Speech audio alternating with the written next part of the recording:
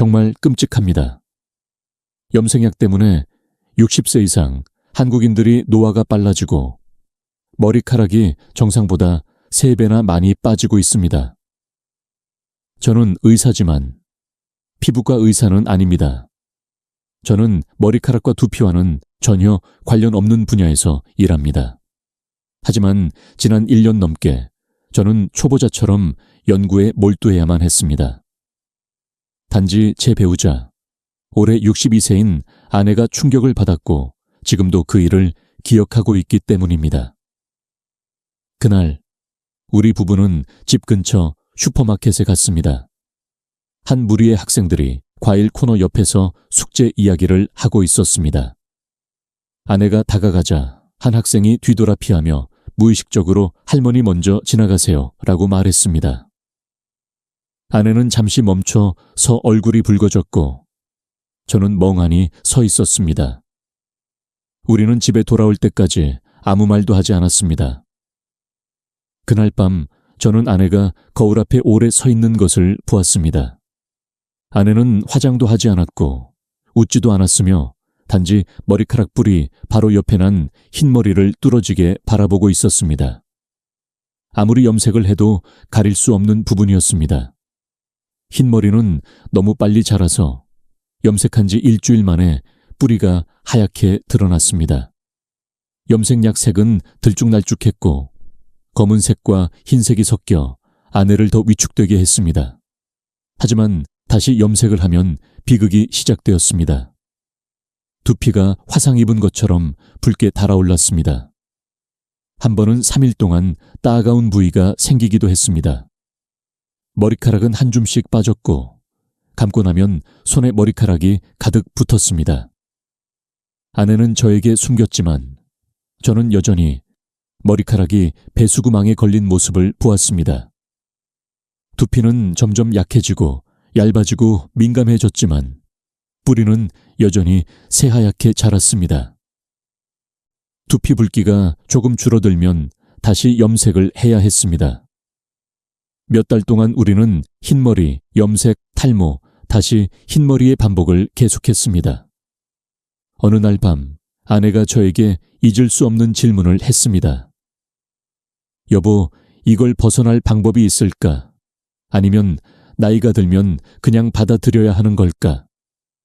그때 저는 엉망이 된 머리카락뿐 아니라 30년 넘게 함께한 여성의 슬픈 눈빛과 무력감을 봤습니다. 그 순간이 제가 답을 찾는 여정을 시작하게 만든 계기였습니다. 그리고 그 순간부터 이전에 알고 있던 지식만으로는 아내를 도울 수 없다는 것을 깨달았습니다. 저는 완전히 다른 방법이 필요했습니다. 염색약에 의존하지 않고 두피를 손상시키지 않으며 무엇보다 50대, 60대 이상에게 적합한 방법이 필요했습니다. 그리고 저는 정확히 그 방법을 찾아냈습니다. 단지 커피와 주방에 있는 저렴한 재료만으로 염색약보다 효과가 뛰어나고 부작용이 전혀 없는 방법이었습니다. 아내가 시도했고 결과는 정말 만족스러웠습니다. 이 비법을 혼자만 간직하고 싶지 않습니다. 지금부터 구체적으로 공유하겠습니다. 시작하기 전에 현재 여러분의 머리카락 상태는 어떠신가요? 댓글로 공유해 주세요. 자, 이제 시작하겠습니다. 가장 중요한 사실부터 말이죠. 아내를 위해 조사하면서 저는 이전에는 의사임에도 제대로 주목하지 않았던 사실을 깨달았습니다. 염색약은 단순히 머리색을 바꾸는 것이 아닙니다. 염색약은 강력한 화학물질의 혼합물로 표피를 통과해 모발 구조를 파괴하고 새 색을 머리카락 안으로 밀어넣도록 만들어집니다.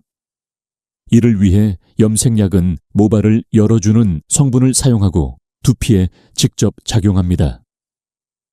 바로 이 성분들이 나이가 든 사람의 탈모를 더 심하게 만드는 이유입니다.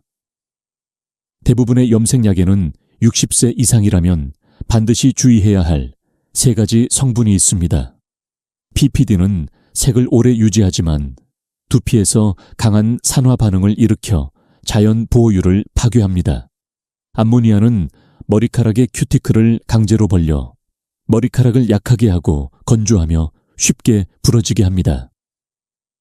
레조르시놀은 색을 안정화시키지만 장기적인 피부염을 유발할 위험이 있습니다. 30대, 40대라면 두피가 충분히 건강해 스스로 회복할 수 있습니다. 하지만 60세 이후에는 두피가 얇아지고 저항력이 현저히 떨어집니다. 서울대학교 연구에 따르면 60세 이후 두피 두께는 40세 때보다 평균 30% 얇아집니다. 자연보호막인 지질층이 약해지고 모근에 공급되는 혈류가 크게 줄어듭니다. 같은 양의 화학물질이라도 60세 사람은 30세 사람보다 2배 더 손상됩니다. 게다가 하버드 의대 보고서에 따르면 노인의 두피세포 재생 능력은 거의 70% 감소합니다. 제가 그 부분을 읽으면서 아내가 말한 "왜 염색할수록 빠지는 거지?" 라는 말이 떠올랐습니다. 그제서야 저는 그것이 아내 잘못이 아니라 몸이 더 이상 스스로 회복할 수 없는 탓임을 깨달았습니다. 이것이 60세 이상 사람들이 예전 방식으로 계속할 수 없는 이유입니다. 젊은 사람들이 견딜 수 있는 것을 나이 든 사람은 두피 화끈거림, 붉어짐, 한 줌씩 빠지는 머리카락으로 대가를 치러야 합니다. 여러분의 몸은 이미 변했고 회복 속도는 느려졌으며 두피는 젊을 때처럼 화학물질의 공격을 견딜 수 없습니다. 방법을 바꾸지 않으면 흰머리, 염색, 탈모, 다시 흰머리의 악순환은 시간이 지날수록 더 심해질 것입니다. 바로 이 인식에서 출발해 저는 아내를 위해 완전히 다른 방향을 찾기 시작했습니다.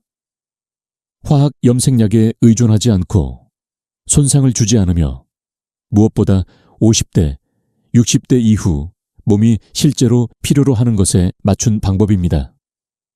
앞서 말씀드렸듯 오늘의 비법에는 커피가 들어가지만 마시는 것이 아닙니다. 많은 사람들이 오해하는 부분입니다. 50대, 90대 많은 분들이 카페인이 모낭에 좋으니 커피나 녹차를 많이 마시면 머리가 다시 검게 돌아올 거라고 믿습니다. 하지만 그것은 완전히 잘못된 사용법입니다.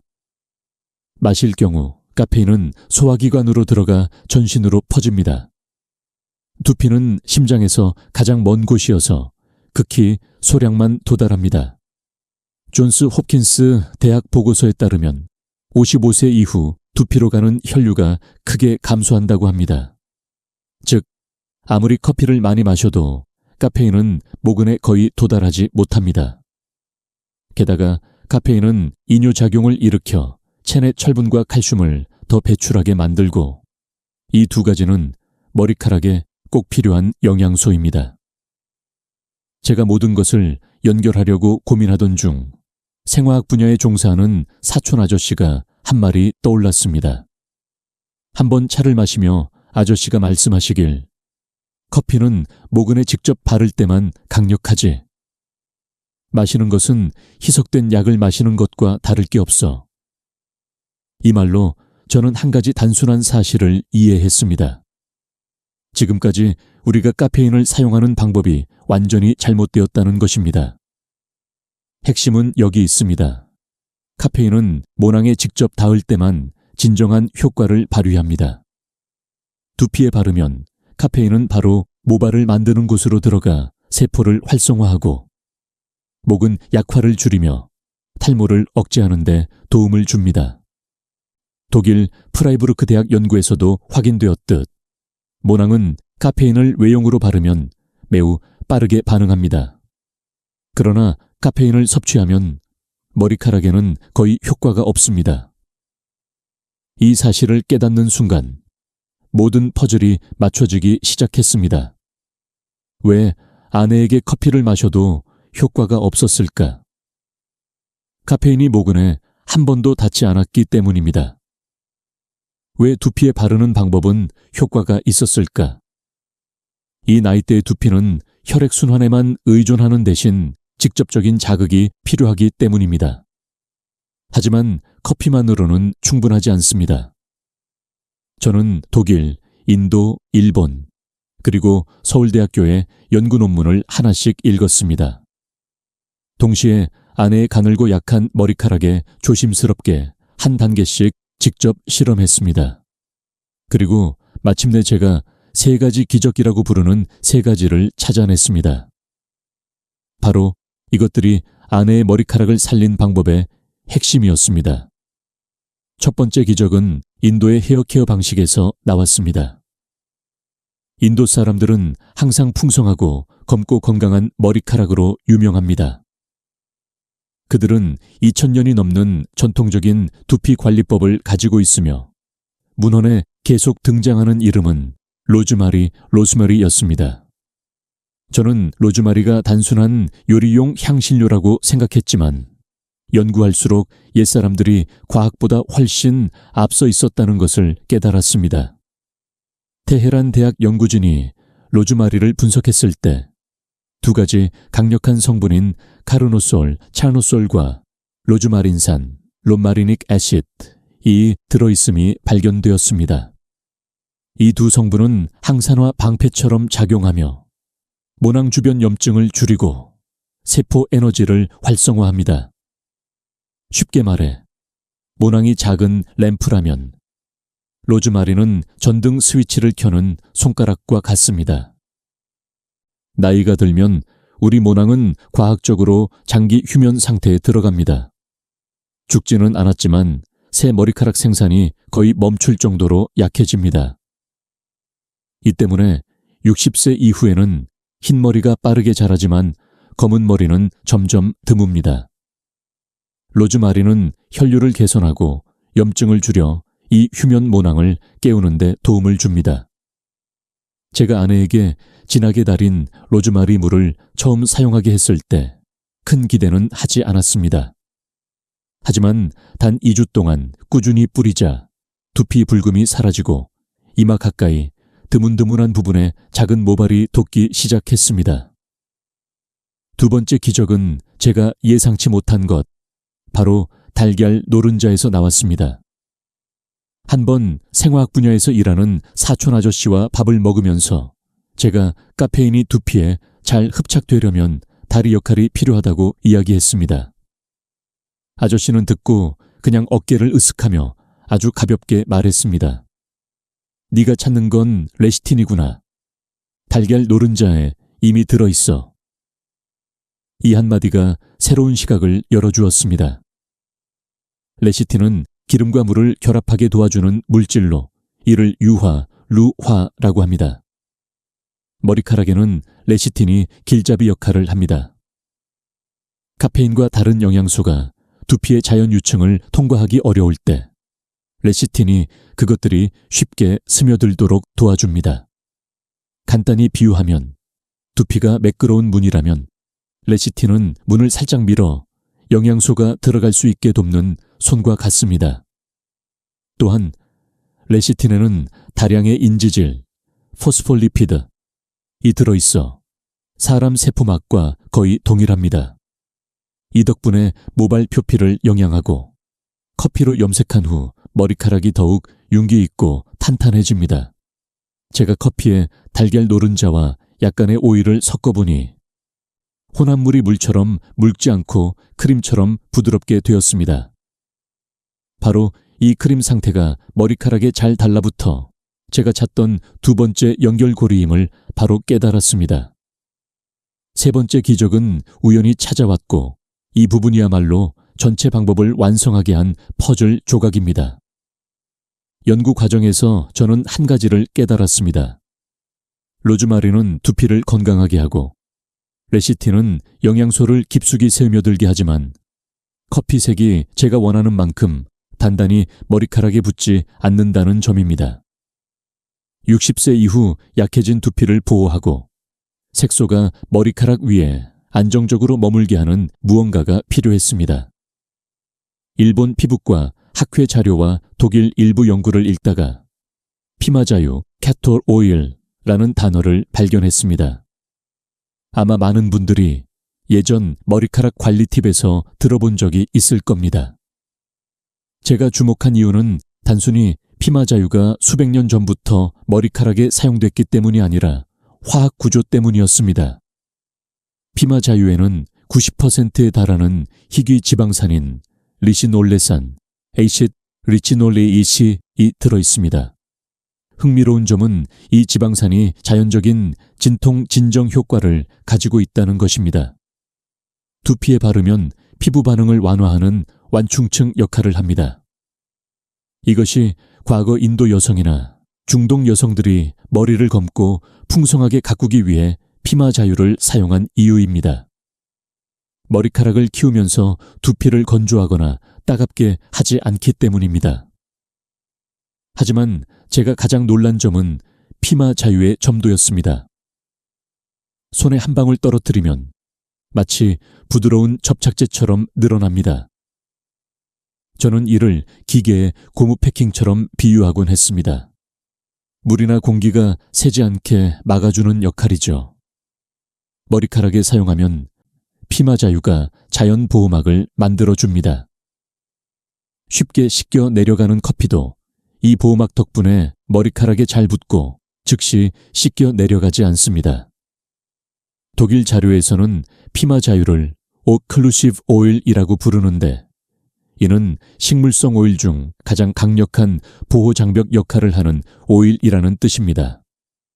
바로 이 특성 덕분에 피마 자유가 제가 부족했던 열쇠가 되었습니다. 두피를 자극으로부터 보호하면서 커피 색소가 흘러내리지 않게 도와줍니다. 달걀 노른자에 레시틴과 결합하면 혼합물이 부드럽고 균일하게 발리며 로즈마리와 결합하면 두피가 영양을 받고 회복됩니다. 세 가지가 결합하면 단순 커피 사용보다 훨씬 강력한 자연 염색 마스크가 됩니다. 제가 아내에게 적용한 경험을 기준으로 하면 기존의 많은 사람들이 인터넷에서 하던 희석 커피로 머리를 감는 방법보다 약 수십 배 정도 강력했습니다. 이 세 가지 기적을 바탕으로 저는 두 가지 독자적인 레시피를 만들어내기 시작했습니다. 하나는 두피를 회복하고 모낭을 활성화하는 레시피. 다른 하나는 유화 원칙에 따라 커피로 자연스럽게 염색하는 레시피입니다. 세 가지 기적 성분, 즉 로즈마리, 카페인, 레시틴과 피마 자유를 결합한 후 저는 각 성분의 양을 측정하고 조리 방법, 온도, 사용 시간 등을 하나씩 실험하며 두 가지 완성 레시피를 만들어냈습니다.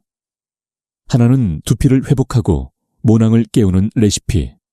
다른 하나는 커피로 자연스럽게 염색하면서도 고령자에게 완전히 안전한 레시피입니다. 모든 단계는 아내의 약한 머리카락에서 반복 실험하여 가장 적절한 비율을 찾아냈습니다. 첫 번째 레시피는 로즈마리 추출액으로 아내는 이를 매일 모근에 직접 분사합니다. 저는 머그컵 기준으로 물 5컵을 냄비에 넣고 끓기 시작할 때까지 가열합니다. 끓으면 불을 가장 약하게 줄입니다. 그런 다음 신선한 로즈마리 약 10줄기를 냄비에 넣습니다. 말린 로즈마리를 쓴다면 작은 한 줌 정도면 충분합니다. 저는 항상 뚜껑을 닫아두는데 로즈마리 속 카르노솔, 차노솔과 로즈마린산 론마리닉 애시드 같은 활성 성분이 쉽게 날아가기 때문입니다. 약한 불에서 15분간 끓인 뒤 불을 끄고 20분 동안 그대로 두었다가 뚜껑을 열고 가장 짙은 갈록색 녹색 물을 걸러냅니다. 완전히 식으면 작은 분무기에 담아 아내는 아침 한 번, 자기 전 한 번 모근과 정수리 부위를 중심으로 뿌립니다. 한겸 혈류 촉진, 항산화 특성 덕분에 이 추출액은 휴면 모낭에 부드럽지만 확실한 자극을 줍니다. 두 번째 레시피는 유화 원칙에 따른 커피 염색 마스크입니다. 염색과 동시에 머리카락 회복을 원하는 분들에게 가장 중요한 부분입니다. 저는 깨끗한 볼에 밥숟가락 3스푼 분말 커피를 넣습니다. 여기에 밥숟가락 한 스푼의 피마 자유를 넣어 두피 보호막을 만들고 커피색이 더 잘 달라붙게 합니다. 다음으로 자연 염색 분말 하순기 정도를 섞어 화학 염색약과 달리 자극 없이 색을 오래 유지하도록 합니다. 이후 뜨거운 물 하버 3스푼을 넣고 섞어 모든 재료가 걸쭉하게 섞이도록 합니다. 가장 중요한 단계는 혼합물을 충분히 식히는 것입니다. 뜨거우면 달걀 노른자가 이거 유화 효과를 잃습니다. 혼합물이 따뜻한 정도가 되면 달걀 노른자 3개를 넣고 거품기로 2분간 강하게 섞습니다. 레시틴이 들어있는 노른자와 피마 자유의 결합으로 부드럽고 매끄러운 크림 형태가 됩니다.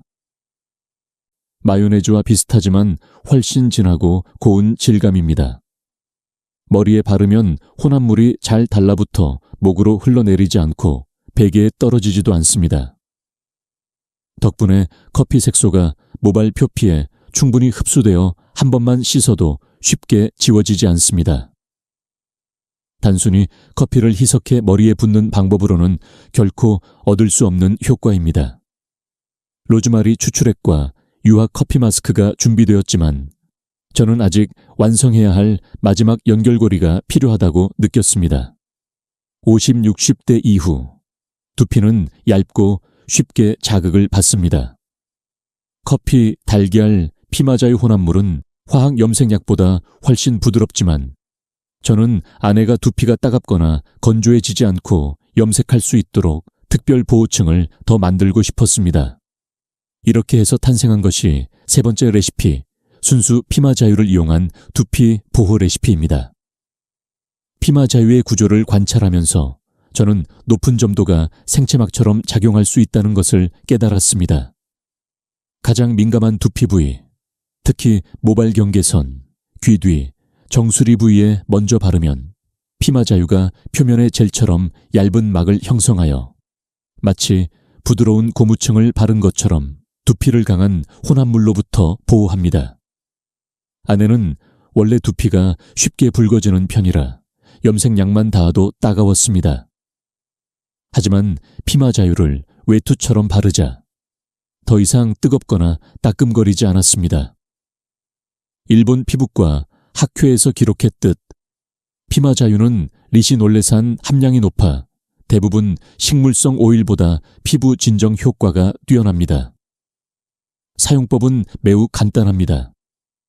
커피 염색 마스크를 바르기 전에 아내는 아주 얇게 피마자유를 두피에 골고루 바르고 3분간 둡니다. 단 3분이면 얇은 보호층이 형성되어 자극을 줄이면서도 염색 과정을 방해하지 않습니다. 덕분에 이후 커피 염색은 매우 부드럽게 진행됩니다. 두피가 뜨겁거나 붉어지지 않고 당기거나 건조하지도 않습니다. 이는 민감한 두피, 특히 고령자나 화학 염색으로 손상 경험이 있는 사람들에게 필수 단계입니다. 이것이 제가 피마자유 연구를 시작하며 기대했던 안전 장벽입니다. 모든 과정이 자리를 잡고 난 뒤에도 저는 한 가지를 더 개선하고 싶었습니다. 바로 커피색을 더 오래 지속시키고 씻을 때 바로 빠지지 않게 하는 방법이었습니다. 자연색은 본래 연하고 쉽게 지워지며 특히 흰머리가 많은 사람에게는 더욱 그렇습니다. 그때 저는 생물학을 배운 사람이라면 누구나 아는 간단한 원리를 떠올렸습니다. 바로 약산성 환경이 모발의 큐티클을 닫아준다는 것입니다. 큐티클이 닫히면 내부 색소가 유지되어 씻어도 빠지지 않습니다. 그래서 저는 네 번째 레시피를 실험하기 시작했습니다. 바로 약산성 용액, 구체적으로 희석한 사과식초로 색을 고정하는 방법입니다. 사과식초는 pH가 낮지만 적절한 비율로 따뜻한 물과 희석하면 모발 마무리용 약산성 용액이 됩니다. 커피 염색 후 아내가 머리를 이 용액으로 헹구었을 때 가장 먼저 느낀 것은 머리카락이 부드럽고 매끄러워졌다는 점이었습니다. 이 효과는 색소를 흡수하기 위해 열렸던 큐티클이 약산성 환경으로 인해 닫히면서 나타납니다. 큐티클이 닫히면 커피색이 내부에 잠기게 됩니다. 이는 단순한 이론이 아닙니다. 메이오 클리닉, 마요 클리닉. 연구에서도 약산성 환경에서 머리카락이 덜 다공성이고 색상 유지력이 높아진다고 설명하고 있습니다. 제가 적용한 방법은 매우 간단합니다. 커피와 달걀 혼합물을 따뜻한 물로 깨끗이 씻은 뒤 작은 물통에 따뜻한 물과 사과식초 1스푼을 섞습니다. 아내는 머리를 숙이고 저는 이 용액을 모근부터 끝까지 천천히 부어줍니다. 물로 다시 헹구지 않고 가볍게 닦은 후 자연 건조시킵니다. 첫 사용 후에도 차이를 바로 느낄 수 있었습니다. 머리카락은 은은한 향이 나며 달걀이나 커피 냄새가 사라지고 무엇보다 커피색이 균일하고 자연스럽게 유지되었습니다. 이제 4가지 레시피, 즉 모낭을 되살리는 로즈마리 추출액, 자연스럽게 염색하는 유화 커피 마스크, 두피를 보호하는 피마자유, 색을 고정하는 약산성 용액까지 모두 완성되면서 제 탐색 여정은 마침내 끝났음을 알았습니다. 아내는 더 이상 두피가 화끈거릴까 걱정하지 않고 한 줌씩 머리가 빠질까 두려워하지 않으며 뿌리에서 하얗게 자라던 흰머리에 집착하지 않습니다. 외출할 때 자신감이 생기고 미소가 자연스러우며 눈빛이 밝아졌습니다. 그때 저는 깨달았습니다. 이 방법은 단순히 머리카락을 아름답게 만드는 것이 아니라 수십 년 함께한 여성에게 자신감을 되찾아주는 것이었습니다. 제가 이 방법을 나이든 지인들에게 안내할 때 모든 사람의 머리카락 상태와 손상 정도가 같지 않다는 것을 알게 되었습니다. 50, 60대 이후에는 흰머리 정도, 밀도, 민감성, 두피 유불량이 크게 다릅니다. 따라서 레시피를 그대로 적용할 수는 없습니다. 효과를 제대로 내려면 자신의 모발 상태에 맞게 약간 조정해야 합니다. 조정 방법은 복잡하지 않습니다. 원리만 이해하면 되고 나머지는 구체적인 사례별로 안내하여 쉽게 이해할 수 있습니다. 머리 전체가 흰머리라면 가장 중요한 것은 착색력을 강화하고 염색 시간을 조금 더 늘리는 것입니다. 이 경우 커피가 주된 역할을 하지만 커피만으로는 색이 충분히 진하지 않습니다. 그래서 저는 커피 양을 흰머리가 적은 사람보다 약 1-3 정도 더 많이 사용합니다. 아내가 백발이 거의 머리 전체인 사촌에게 적용했을 때 우리는 농축된 유화 혼합물이 머리카락에 오래 붙어 색이 균일하게 올라가는 것을 확인했습니다. 머리 전체가 흰 경우 염색 후 사과식초 헹굼도 꼼꼼히 해야 합니다. 이 단계가 모발 표피에 흡수된 색소를 유지해 줍니다. 하지 않으면 기존 검은 머리 부분과 대비되어 얼룩덜룩해 보일 수 있습니다.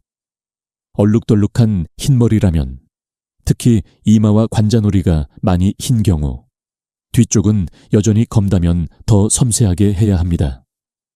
얼룩덜룩한 흰머리는 염색 후 색상 불균형을 쉽게 만들기 때문입니다. 따라서 저는 가장 흰 부위에 염색 마스크를 집중적으로 바르고 검은 부위는 얇게 덮어 색을 균일하게 맞추도록 안내합니다.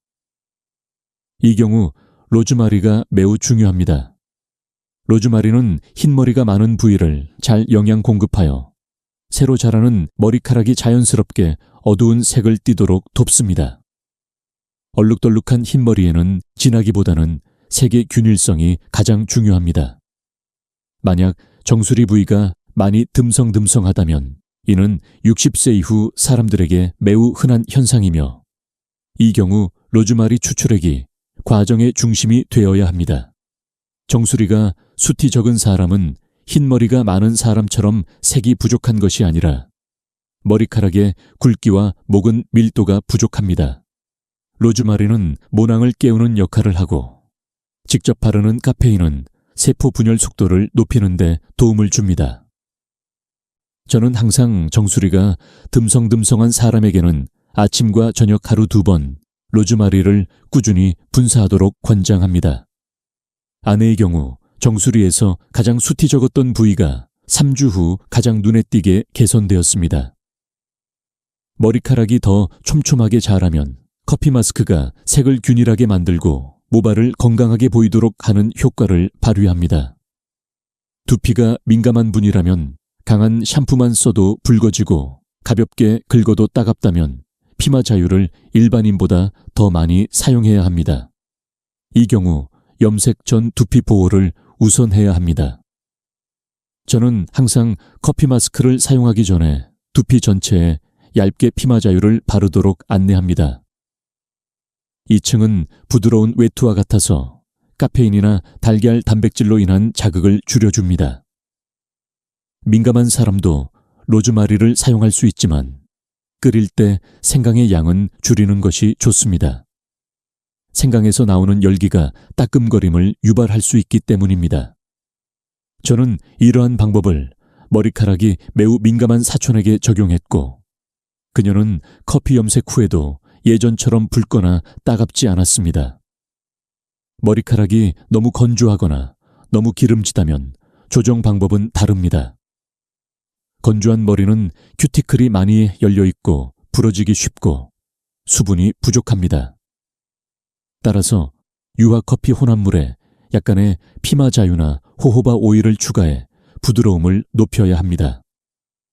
기름진 머리는 반대로 혼합물의 피마 자유, 양을 약간 줄여 머리카락이 무겁거나 떡지지 않게 해야 합니다. 기름진 머리에는 사과식초 헹굼 단계가 특히 적합합니다. 약산성 환경이 자연 유분을 조절하고 모근을 시원하게 해주기 때문입니다. 몇 번 적용하면 기름진 머리도 균형 상태로 변해 떡지지 않고 염색 후 커피 향도 오래 지속됩니다. 자신의 모발 상태를 잘 이해하고 레시피를 약간 조정하면 이 방법은 한 그룹에게만 효과적인 것이 아니라 중장년층과 노년층 거의 모든 유형의 머리카락에 적용할 수 있습니다. 사람마다 접근 방식이 다르며 이러한 유연성이 바로 시폰바치온 류쿰세 이후 머리카락의 활력을 되찾아주고 지속 가능하며 적합한 방법으로 만드는 이유입니다. 제가 이 방법을 주변의 나이 든 사람들에게 공유하기 시작했을 때 거의 모든 사람들이 같은 일련의 질문을 했습니다. 이러한 궁금증은 매우 현실적이며 반생을 살아온 사람들의 걱정과 경험에서 비롯됩니다. 저는 하나씩 명확하고 이해하기 쉽게 아내와 방법을 시도한 사람들을 관찰한 경험을 바탕으로 답하고자 했습니다. 많은 사람들이 저에게 묻습니다. 머리카락이 언제 다시 검게 되나요? 누구도 답이 너무 늦기를 원하지 않지만 솔직히 말하면 머리카락은 하루나 이틀 만에 색이 변하지 않습니다. 아내의 경우 첫 변화는 약 2주 후 나타났습니다. 모든 머리카락이 검게 변한 것이 아니라 흰머리가 가장 많은 부위가 연한 커피색으로 바뀌기 시작했습니다. 3주가 지나면 색이 더 뚜렷해지고 무엇보다 새로 자라는 머리카락이 하얗지 않고 연한 갈색을 띠게 됩니다. 이는 독일 프라이부르크 대학 연구와 일치하며 모낭이 직접 바른 카페인에 반응하기 위해 최소 14일이 필요하다고 증명했습니다. 따라서 올바르게 꾸준히 사용하면 약 3, 4주 후 뚜렷한 변화를 확인할 수 있습니다. 완전히 검은색은 아니지만 확실히 더 어둡고 균일하며 흰머리가 덜 드러납니다. 많은 사람이 궁금해하는 또 다른 질문은 완전히 흰머리도 염색할 수 있나요? 입니다.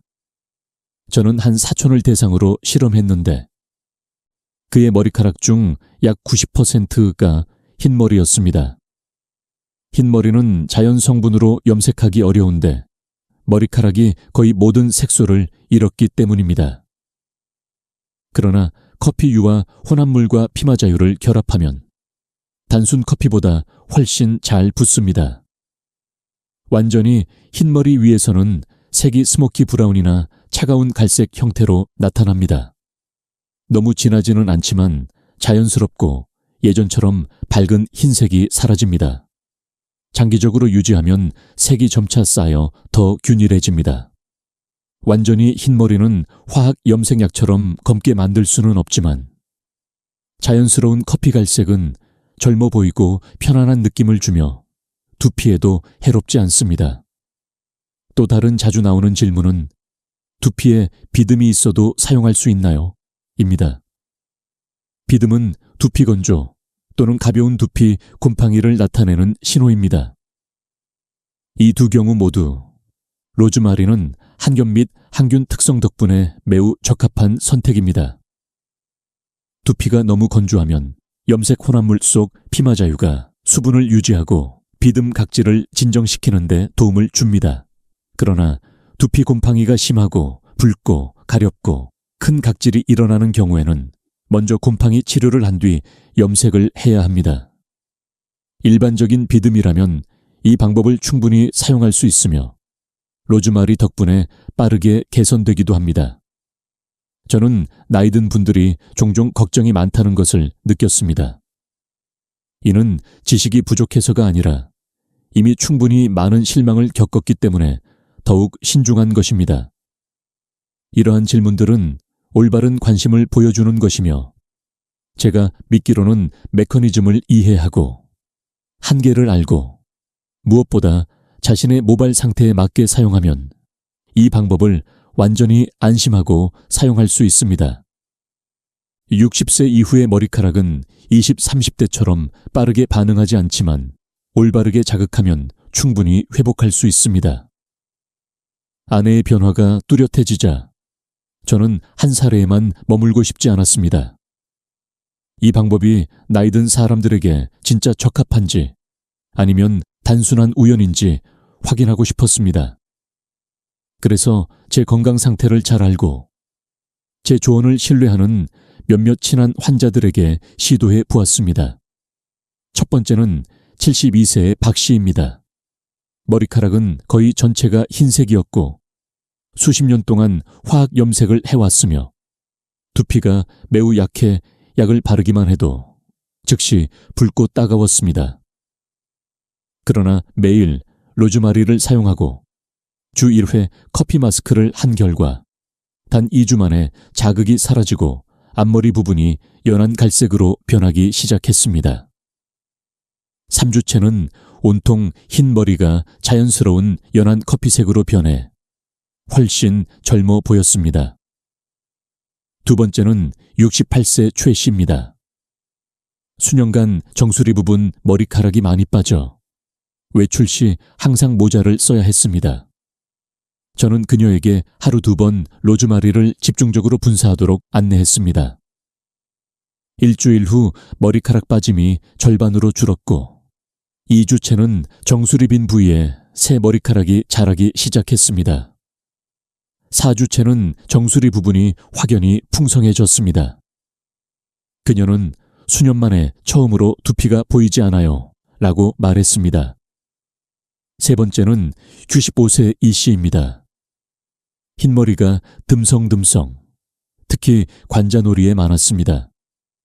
유화 커피 마스크를 올바르게 사용한 결과 흰머리 부위가 2번의 염색만으로 균일한 갈색으로 변했습니다. 그녀는 무엇보다 화학약품 냄새가 없고 두피가 따갑지 않은 점이 가장 좋다고 말했습니다. 이 사람들뿐 아니라 이 방법을 시도하고 성공한 사람들이 매우 많습니다. 그들에게 공통적인 점은 나이가 아니라 로즈마리, 카페인, 레시틴, 피마자유를 통해 두피가 올바르게 영향을 받았다는 것입니다. 이를 통해 저는 이 방법이 60세 이상에게 완전히 적합하고 안전하다는 확신을 갖게 되었습니다. 아내의 여정을 되돌아보면 흰머리가 끝이 아님을 깨닫습니다. 60대, 70대에도 모낭은 죽지 않고 깊이 잠들어 있을 뿐이며 두피가 약해졌을 뿐 회복 능력을 잃은 것은 아닙니다. 아내는 열등감에서 벗어나 모자를 쓰던 시절을 지나 자연스러운 커피색 머리카락으로 자신감을 되찾았습니다. 그 변화를 만든 것은 화학 염색이 아니라 3가지 단순한 요소였습니다. 모낭을 깨우는 로즈마리, 에너지를 공급하는 카페인, 그리고 레시틴과 피마 자유의 결합으로 두피를 보호하고 색을 유지하는 것입니다. 올바르게 결합하면 어떤 산업용 염색약보다도 나이든 사람에게 부드럽고 안전한 방법을 만들어냅니다. 저는 이 말을 단순히 의사로서 하는 것이 아닙니다. 저는 할머니라는 말을 너무 일찍 듣게 한 아내의 마음 아픔을 보았고, 그녀가 머리카락을 한 줌씩 잃고 외출할 때마다 망설이는 모습을 지켜본 남편으로서 말합니다. 저는 이 나이대의 누구도 그런 감정을 겪지 않기를 바랍니다. 나이는 여러분의 자신감을 빼앗지 못합니다. 여기까지 읽으셨다면 아마 안전하고 부드럽게 머리카락을 개선할 방법을 찾고 계신 것일 겁니다. 아내의 이야기가 강력한 동기부여가 되어 화학약품 없이 두피를 손상시키지 않고 몸의 자연 회복력을 기반으로 한 새로운 방법을 시도하시길 바랍니다. 60대, 70대에도 올바르게 관리하면 몸과 모발은 변할 수 있습니다. 유용하다고 느끼신다면 댓글로 자신의 모발 상태를 남겨주시면 제가 더 구체적으로 상담해 드리겠습니다. 또한 중장년층과 노년층을 위한 간단하지만 효과적인 방법을 계속 받아보시려면 채널 구독도 잊지 마세요.